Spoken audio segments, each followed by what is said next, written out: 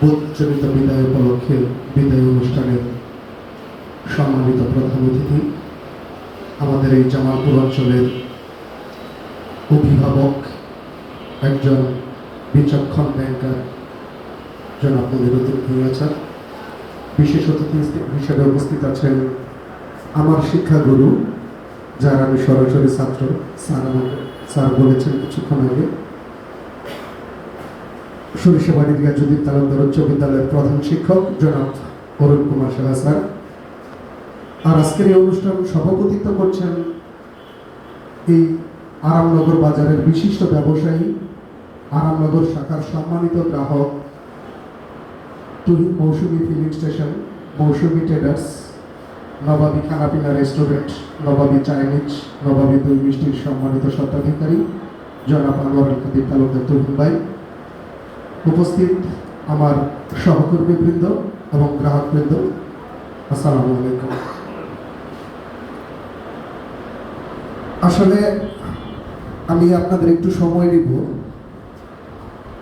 আমি যখন ক্লাস 6-এ ভর্তি হই সরিষাবাড়ি রিয়াজুদ্দিন তালুকদার উচ্চ বিদ্যালয়ে, তখন স্যার জানেন যে আমাদের স্কুলের পাশে একটা বাউন্ডারি আছে, বাউন্ডারির পাশে ওই পাশে একটা বড় মাঠ আছে। ওই মাঠ থেকে ড্রামের শব্দ ভেসে আসতেছিল, মার্চ পাস করার ওই ড্রামের শব্দ ভেসে আসতেছিল। আমার ক্লাসটা শেষ হওয়ার পরেই আমি পরবর্তী ক্লাসের চিন্তা না করে ওই ড্রামের শব্দ কোথা থেকে আসে আমি ওইখানে চলে গেছি। চলে গিয়ে আমি লাইনে দাঁড়ায় গেছি মার্চ পাসের জন্য। তখন শুনতে পারলাম যে আসলে এখানে যারা মার্চ পাস করতেছে তারা হচ্ছে রোভার স্কাউট, মানে স্কাউট, বয় স্কাউটে। আমি বললাম আমি বয় স্কাউটে ভর্তি হব, আমাকে ভর্তি করে নেন, আমি মার্চ পাস করবো। আমি ওই সময় বয় স্কাউটে ভর্তি হলাম। ভর্তি হওয়ার পর স্কাউটার হয়ে গেলাম। স্কাউটে গিয়ে বিভিন্ন ক্লাসে যে জিনিসটা সবার আগে শুনতাম সেটা হচ্ছে স্কাউটের যিনি প্রতিষ্ঠাতা ব্যাডেন পাওয়েল, উনি একটা কথা বলে গেছেন যে তুমি পৃথিবীটাকে যেমন পেয়েছ তার চেয়ে সুন্দর করে রেখেছো। শুধু পৃথিবী না, তুমি যে পরিবেশটা যেমন ভাবে পেয়েছো। আমরা বিভিন্ন সময় স্কাউট থেকে ক্যাম্পে যেতাম, তাবু বাস করতাম, ওইখানে রান্না করে খেতাম। আমরা আবার ওইখান থেকে যখন চলে আসতাম, জায়গাটা ওই যে রান্না করতাম, তারপরে বিভিন্ন কাজ কর্ম করতাম, ওদের যেন নোংরা না থাকে, একদম পরিষ্কার করে সুন্দর করে রেখে আসতাম। ওই ব্যাডেন পাওয়েলের বাণী, তুমি পরিবেশটা যতটা পেয়েছো তার চেয়ে সুন্দর করে রেখে যাও। আমি রূপালী ব্যাংকে 2014 সালে যোগদান করি।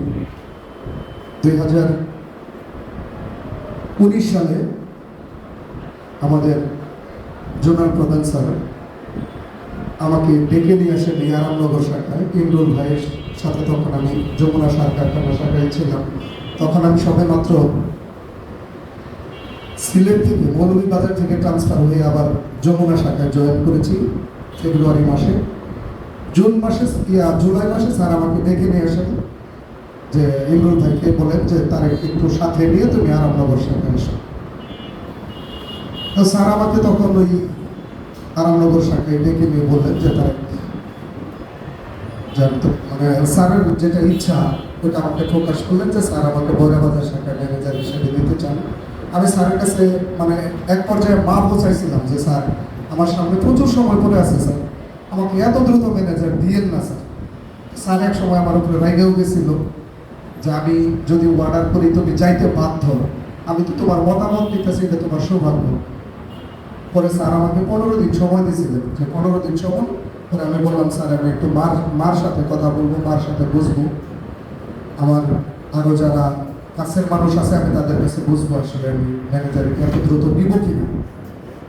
মাকে বলার পর মা আমাকে একবারকে বললেন যে যেহেতু তোমার বস চাচ্ছে তোমাকে ম্যানেজার বানাইতে, তুমি আর না করো না, রাজি হয়ে যাও। সেই প্রেক্ষিতেই স্যার আমাকে বৈরাবাজার শাখায় ব্যবস্থাপক হিসেবে বদলি করলেন। জুলাই মাস 2019 সাল থেকে আমার ব্যবস্থাপক হিসেবে যাত্রা শুরু হয়। আমি চেষ্টা করেছি ওই বৈরাবাজার শাখাটাও বিগত বছরের চেয়ে পরবর্তী বছরে একটু হলেও সুন্দর করতে, একটু হলেও ভালো করতে। সেটা বাহ্যিক পরিবেশ, সেটা ব্যবসায়িক পরিবেশ, দুই দিক থেকে আমি ভালো করার চেষ্টা করেছি। যতটুকু আমাকে পরিশ্রম করতে হয় ততটুকুই আমি করার চেষ্টা করেছি, কিন্তু আমার টার্গেট আমি যতটা পাইছি তার চেয়ে সুন্দর করে রেখে যাবো এখানে। আলহামদুলিল্লাহ বয়রা বাজার শাখায় আমি স্যার যে বড় মুখ করে আমাকে বয়রা বাজার শাখায় পদায়ন করেছিলেন, আমি স্যারের মুখটা রাখতে পেরেছিলাম। ওইখানে বয়রা বাজার শাখায় আমার 3 বছর 7 মাস হয়ে যায়। 7 মাস হওয়ার পর এই আরামনগর শাখায় আমাকে বদলি করা হয়। যখন আরামনগর শাখায় আমাকে বদলি করা হয় তখন লোনসের আউটস্ট্যান্ডিং ছিল এই 6 কোটি সামথিং, 6 কোটির মতো। আর সবাই তো জানেন যে আসলে পরিবেশটা কেমন ছিল। আমি সবচেয়ে বড় ব্যবসায়িক দিকটায় মনোযোগ দিই। 2022 সালে এখানে প্রফিট ছিল 26 লক্ষ টাকা। 2023 সালে ফেব্রুয়ারিতে জয়েন করি। আমার কথা হচ্ছে, যদি আমি ব্যবসায়িকভাবে ভালো না করতে পারি তাহলে আমার এই ব্রাঞ্চ শিফটিং এর অনুমতি আমি পাবো না। যার কারণে আমি প্রাণপণে চেষ্টা করি ব্যবসায়িক অবস্থার উন্নতি করতে। 2023 সালে মানে আমি এই 26 লক্ষ টাকা প্রফিট থেকে এই ব্রাঞ্চটাকে 45 লক্ষ টাকা প্রফিটে নিয়ে আসতে সক্ষম হই, যা আমার জন্য অনেক বড় একটা চ্যালেঞ্জ ছিল। পরবর্তীতে এই শাখাটা সবাই ব্রাঞ্চে গিয়ে একটা কথা বলতো যে মোটরসাইকেল রাখার জায়গা নাই, শুটকির প্রচন্ড গন্ধ। আর আমাদের সম্মানিত গ্রাহক তুহিন ভাই ওদের নামই দিছিল কক্সবাজার। তুহিন ভাই আমার অফিসে গিয়ে বলতো, স্যার কক্সবাজারে তো আছেন, পুরা কক্সবাজারের ফ্লেভার। সবার পক্ষ থেকে একটা ছিল যে এই শাখাটা যেন শিফট করা হয়।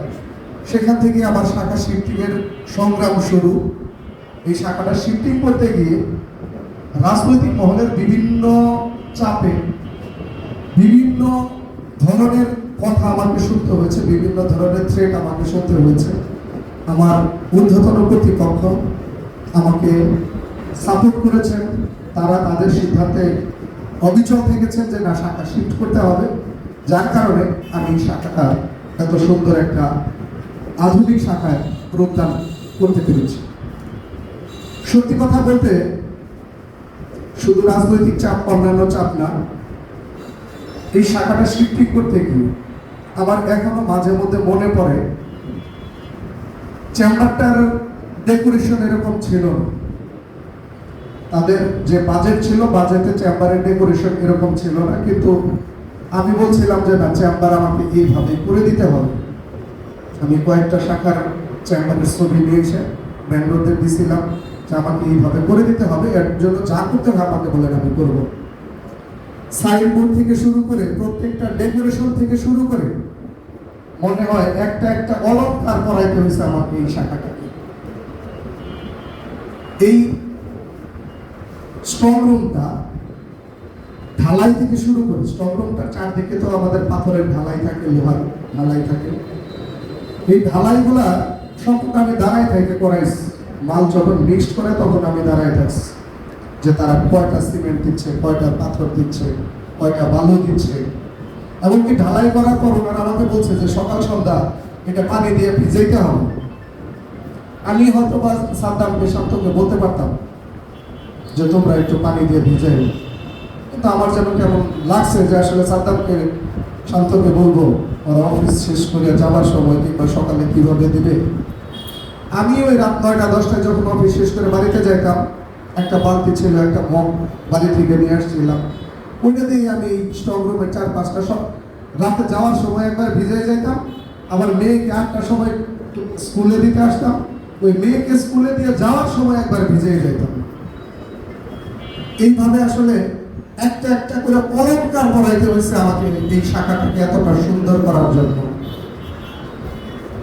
তো আমার ঊর্ধ্বতন কর্তৃপক্ষের আমার প্রতি ভালোবাসা ছিল, সহযোগিতা ছিল বিধায়ী আমার একদম জন্মস্থান, আমার এই আরামনগর বাজারে বেড়ে ওঠা, আমার এখানে প্রাইমারি স্কুল, এখানে হাই স্কুল।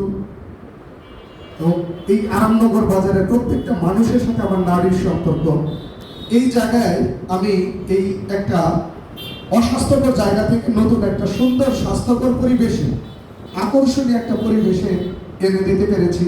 এর জন্য আমিও মানসিক পরিতৃপ্তি বোধ করি এবং গ্রাহকদের প্রতি আমিও আন্তরিক ধন্যবাদ জ্ঞাপন করি। সেই সাথে অসংখ্য ধন্যবাদ জ্ঞাপন করি আমার সহকর্মীদের প্রতি। আসলে ব্যাংকিংটা হচ্ছে একটা গ্রুপ ওয়ার্কিং। এককভাবে ম্যানেজার এই ব্রাঞ্চটাকে উঠাই ফেলবে এটা সম্ভব না। এখানে আমার গ্রুপে যারা ছিল, আমার শাখায় যারা ছিল, ওই সুমন বলে গেছে, আমি সত্যি আমার নিজের ফ্যামিলির চেয়ে আমার এই ব্যাংকিং ফ্যামিলিটাকে প্রাধান্য দিয়েছি বেশি।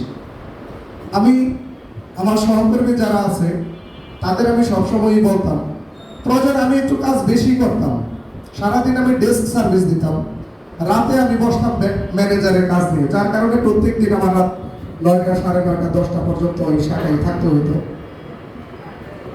আমি সবসময় বলতাম আমি কারো মুখ কালো দেখতে চাই না।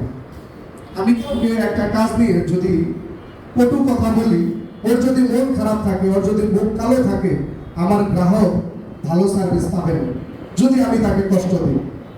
আর আমি যদি তাকে ভালো রাখি, সে হাসি মুখে আমার গ্রাহককে সার্ভিস দিবে, আমার এই শাখাটা সুনাম দিন দিন ছড়ায় যাবে। আমি যার কারণে চেষ্টা করেছি আমার সহকর্মীদের সাথে সবসময়ই বন্ধু সুলভ, ভাই সুলভ আচরণ করতে। তারপরেও আমার এই প্রশাসনিক কার্যক্রম পরিচালনা করতে গিয়ে, ব্যাংকিং কার্যক্রম পরিচালনা করতে গিয়ে আমার কোনো সহকর্মী যদি আমার থেকে কোনো মানসিক কষ্ট পেয়ে থাকেন, আমি আন্তরিকভাবে ক্ষমা প্রার্থনা করছি। আপনারা আমাকে ক্ষমা করে দিন। যতটুকু করেছি আপনাদের সাথে আমার কোনো ব্যক্তিগত প্রয়োজনে না, এই শাখাটার আরও ব্যবসায়িক তথা সুনাম বৃদ্ধি করার জন্য আপনাদের সাথে আমার এতটুকু আচরণ করতে হয়েছে। আসলে শাখা শিফটিংয়ে কি পরিমাণ পরিশ্রম হয়েছে তা আমি ভাষায় প্রকাশ করতে পারবো না। একটা শ্রমিকের মতো কাজ করতে হয়েছে আমাকে। এই যেদিন চাপ ডোর আর বোল্ট এখানে প্রতিস্থাপন করি, ঠিক উদ্বোধনের একদিন আগে শুক্রবার সকালবেলায় ভোর 6টার সময় আমাকে লোক এসে ফোন দিচ্ছে যে আমরা এসে বসে আছি, আপনি আসেন। এই ভোর 6টার সময় আমি এসে ওনারা বলতেছে যে চাপ ডোর আর বোল্ট নামাইতে গেলে হয় ওই পুরাতন ভবনের ওয়াল ভাঙতে হবে, তা না হলে সিঁড়ির গ্রিল মানে রেলিংটা কেটে দিতে হবে। এখন ওই সময় ওয়াল ভাঙা, ওনারা তো এমনিতেই মনক্ষুণ্ণ, রাত চলে যাচ্ছে, ওয়াল ভাঙা সম্ভব না। এই সকালবেলায় সারা সরিষা বাড়ি খুঁজে শুক্রবার আমি ওয়ার্কশপের লোক পাইনি, বাড়ি থেকে এক লোক পরিচিত ছিল, ওরা ধরে নিয়ে আসছি। এসে ওই গ্রিল কাটে মানে সিঁড়ির রেলিং কাটে এই এদিক থেকে আবার উঠাইতে হবে, এই পাশে কার্নিশের আবার রেলিং কাটে। ওই দিন ফজরের নামাজের আজান পর্যন্ত আমি 6টার সময় যে বাড়িতে থেকে আসছি, খাওয়ার যাওয়ার সুযোগ পাইনি। ওই দিন আমার সহকর্মীরা সবাই আমার সাথে ছিল। 3টা ভ্যান গাড়ি নিয়ে ওই দিক থেকে মালামাল এদিকে নিয়ে আসা, ওই 3টা ভ্যান গাড়ির লোক সহ আমরা সবাই একসাথে এই হোটেলেই খাওয়া দাওয়া করছি। ওই দিন আমার ফজরের নামাজের আজান দিছিল। ওই দিন রাত 3টা পর্যন্ত তুহিন ভাই আমাকে সঙ্গে ছিল, রাত 3টা পর্যন্ত আমার সাথে ছিল। দেখছে যে এই ভল্টের দরজা দাঁড় করাইতে আমার কি কষ্টটা হয়েছে, এই স্টপ চাপডোরটা দাঁড় করাইতে কি পরিমাণ কষ্ট হয়েছে। চাপডোর দাঁড়ানোর পর আবার মাপে মিলে না, 4-5 জন আমরা ধরে থাকছি, উপরে এই শ্রেণী দিয়া কাটে কিভাবে কত কষ্ট করতে হয়েছে একমাত্র আল্লাহ জানে। তারপরে আমার প্রতি অশেষ শুকরিয়া যে এত সুন্দর একটা শাখা রোগদান করতে পেরেছি। আর একটা মাত্র কারণ ওই প্যাডেল পাওয়ালের বাণী, যে আমি যতটুকু পাইছি তার চেয়ে সুন্দর করে রেখে যাব। ওই ছোট থেকেই আমার ভিতরে এই বাণীটা ঢুকে গেছিল। আমার জীবনের প্রত্যেকটা ক্ষেত্রে আমি চেষ্টা করি যেখানে যাব যতটুকু পাবো তার চেয়ে সুন্দর করে রেখে যাব। তার থেকেই আমার এতটুকু করা। আমার জোনাল প্রধান স্যারের প্রতি আমি অশেষ কৃতজ্ঞতা জানাই যে 2019 সালে স্যার আমাকে জোর করে প্রথম ম্যানেজার বানান। আমি ওইখান থেকেই ম্যানেজারের যাত্রা শুরু করে আজ এই পর্যন্ত নিয়ে এসেছি। 2022 সালে যেখানে 26 লক্ষ টাকা, 2023 সালে এইখানে প্রফিট করি 45 লক্ষ টাকা। 2024 সালে একটা কারেন্টের বিদ্যুৎ বিল জনিত একটা ঝামেলা হয়, সেখানে 3,53,000 টাকা আমাকে জরিমানা দিতে হয়। তারপরেও এই শাখা শিফটিং এর জন্য প্রচুর সময় দিতে হয়, এই শাখা শিফটিং এ প্রচুর ব্যয়ও হয়। তারপরেও 2024 সালে সেই প্রফিট আমি দাঁড় করিয়েছি 75 লক্ষ টাকা। এখন লোনের আউটস্ট্যান্ডিং যেখানে আমি পেয়েছিলাম 6 কোটি, সেখানে এখন সবসময় 10 কোটি টাকার উপরে থাকে। এটা আপনাদের ঐকান্তিক সহযোগিতায় এটা আমি করতে পেরেছি, যার কারণে আমি স্যারকে আন্তরিকভাবে ধন্যবাদ জানাই যে স্যার 19 সালে আমাকে প্রথম ম্যানেজার বানাইছেন। ধরতে গেলে আজ আমাকে যে অস্ত্রটা দেখছেন, এটা স্যারের হাতেই শান দেওয়া। স্যার আজকে আমাকে এখান থেকে স্যারের কাছে নিয়ে যাচ্ছেন, এর জন্য আমি তুহিন ভাইয়ের ছেলের বৌভাতে যেদিন যাই, স্যারের ওইদিনও আমি বলছি স্যার আমি আপনার প্রতি অশেষ কৃতজ্ঞ।